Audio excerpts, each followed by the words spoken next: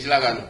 Arafi, setelah rame ini nama Arafi disebut muncul di persidangan dan akhirnya Arafi meluruskan seperti itu dari Bang Sofan, langkah hukum apa akan menempuh langkah hukum nggak sih untuk kesaksian saksi yang sebelumnya sekarang sudah dicabut itu?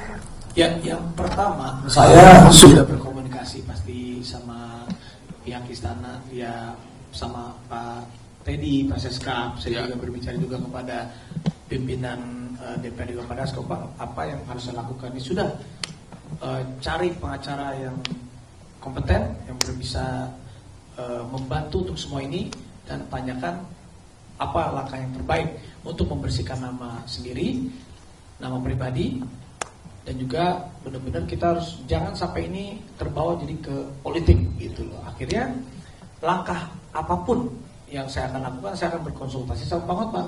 Apa baik yang saya harus lakukan? Dan saya juga orangnya sebenarnya nggak tegaan juga. Saya ini jarang-jarang juga mau kayak begini. Ini karena sekarang karena ada satu yang tadi saya bilang, karena saya kepercayaan amanah sebagai utus terus presiden, ya saya kalau kayak begini saya harus clearkan. Oh dulu saya bisa banyak bencana-bencana, kalau sekarang kalau seperti ini saya benar-benar harus backup dan saya harus luruskan dari zaman pencucian uang dan sampai sekarang saya harus clearkan semua. Dulu lebih serem lagi pencucian uang, pas itu menjelang pemilu kan. Betul. Ternyata satu pun nggak ada dan dia maafkan juga. Ini orang termasuk baby face ini, nggak dendam sama orang. Itu parah banget dulu itu. Oke. Yang ini kita coba analisa langkah hukum apa. Kan tentu langkah hukum itu kan kalau ada perbuatan pidana kan. Oke. Si cewek ini, itulah namanya siapa namanya ini? Lili. Inilah orangnya Blue-ray dekat restoran Angel Awang Kitchen. Hanya menarik dia ke depan toko, minta foto.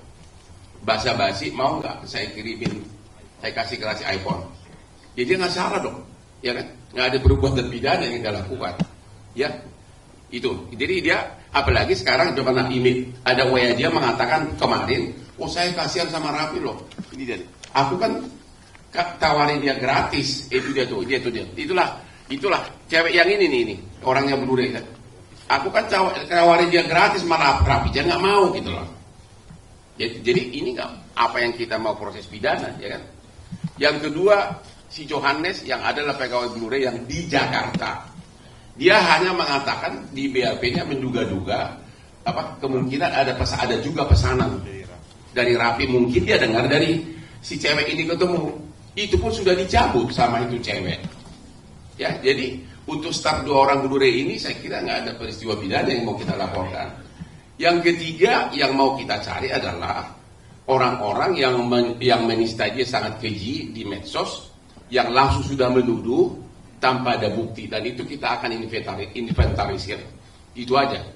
Kalau langsung ke Blue-ray, kalau misalnya Blue-ray secara formal tidak pernah ngomong, ya nggak pernah ngomong. Saya juga nggak tahu juga, saya nggak kenal juga enggak, kirim juga enggak barangnya.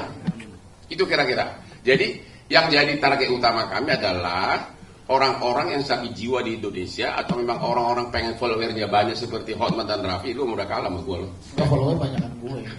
Ya, yang agar naik followernya membuat medsos begitu, dan juga sebagian tentu motivasi politik dari lawan politik. Itu yang akan kita cari. Kalau orangnya Blue-ray itu nggak ada yang menuduh dia satu pun.